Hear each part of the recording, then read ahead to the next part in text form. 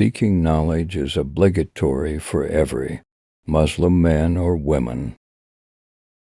Knowledgeable man is more formidable against the Satan. Seek knowledge, though it may be as far as China.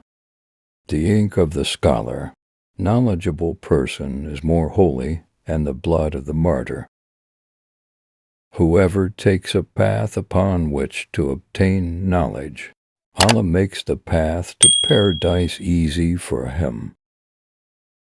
O Allah, I ask Thee for beneficial knowledge, acceptable action, and good provision, an hour's contemplation and study of Allah's creation is better than a year of prayers.